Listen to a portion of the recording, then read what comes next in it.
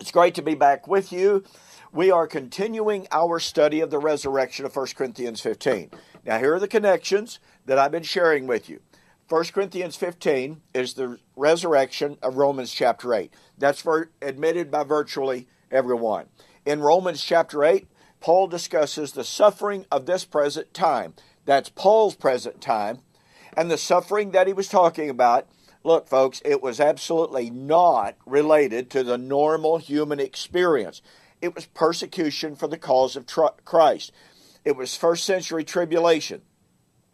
Then he likewise said, the whole creation groans in labor pains until now. This labor pains concept is well attested throughout the Old Testament. Birth pangs of Messiah is what it is called, having to do with the last days, having to do with, in the Jewish narrative, look, as I've shared with you, this is a well-known, well-documented motif that in the last days, in the last generation before the resurrection, the Jews believed that Elijah would come, you would have the great tribulation, you would have the great apostasy, man of sin type thing.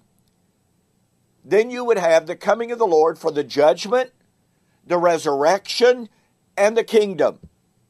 Once again, I mean, this is found throughout the Old Testament. By the way, I document that this narrative, all right, this timeline of events, Elijah, tribulation, apostasy, coming of the Lord, judgment, and resurrection, I document for you from passage after passage in the Old Testament, not only that, how Jesus followed that very identical narrative.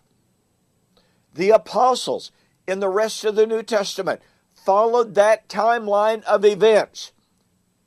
You know, we can talk very often about the Jews didn't understand this, they didn't understand the nature of the kingdom, etc. Well, that's true.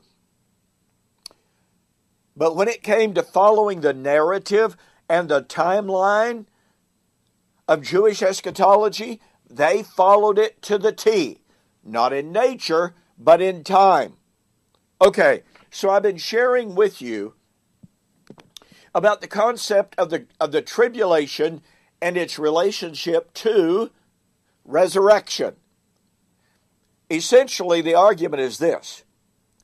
If it's the case that the tribulation would occur immediately before and lead into the resurrection, and if it's true that the tribulation was to occur in the first century, then it must be true that the resurrection was to occur in the first century.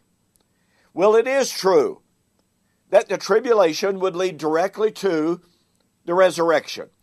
And it is true that the tribulation was to be in the first century.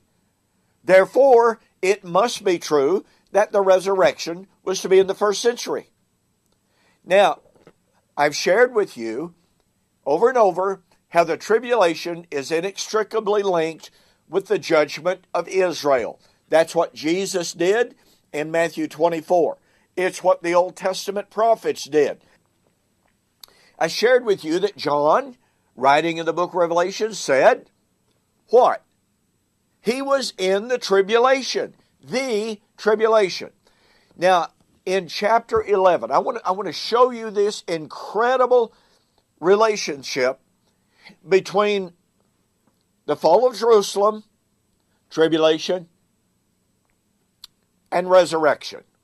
And by the way, this connection likewise shows the absolute connection that is established in Daniel chapter 12, 1 and 2, where Daniel foresaw the great tribulation and the resurrection, all of which would occur at the time when the power of the holy people is completely shaken. Revelation chapter 11. Revelation chapter 11, we find the fall of the city, quote, where the Lord was slain, unquote. Do we have any problem with who that was?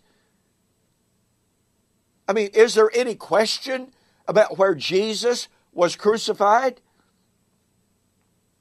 He wasn't slain in Rome. He was not slain in New York City. He wasn't slain in Mecca. All right? Here is the fall of Jerusalem in Revelation 11, verse 8 and 9. Directly related to that, connected to that, is the sounding of the seventh trumpet. Well, the sounding of the seventh trumpet is what? It's the last trumpet, and Paul said the resurrection is at the sounding of the last trumpet. 1 Corinthians 15, 50 and 51. Last trumpet, seventh trumpet. Resurrection at the last trumpet, resurrection at the seventh trumpet. Revelation 11. So in Revelation chapter 11, at the sounding of the seventh trumpet, there were loud voices in heaven saying, the kingdoms of this world have become the kingdoms of our Lord and of his Christ. He shall reign forever and ever. What happens at the sounding of the seventh trumpet? Oh, by the way, do you see the irony? In Matthew chapter 4, Satan took Jesus to a high mountain, showed him all the kingdoms of the world, and said, I will give them all to you if you will but fall down and worship me. Jesus refused, obviously, but here in Revelation chapter 11, what does Jesus with the Father receive? All the kingdoms of the world. What he refused to receive at the hands of Satan, he now receives from the Father himself. Because now he has put down his enemies. Now he has conquered Satan. The irony here, the wonderful, wonderful irony here is incredible. But here's something that you have to see. Revelation chapter 11 is the time of the reception of the kingdom. This is Daniel chapter 7. At the time of the judgment of the little horn, the persecuting power. When the kingdoms of the world are given to the saints. Okay? It's also 1 Corinthians chapter 15. Entrance into the kingdom at the time of the resurrection. You see all of these connections? These are marvelous, wonderful, and perfect connections, all of which absolutely ties the consummation to the time of the fall of Jerusalem in AD 70. Why? Well, here's Revelation chapter 8. Fall of Jerusalem, the city where the Lord was slain, sounding the seventh trumpet. The kingdoms of this world have become the kingdoms of our God. All right, we'll see you on the flip side.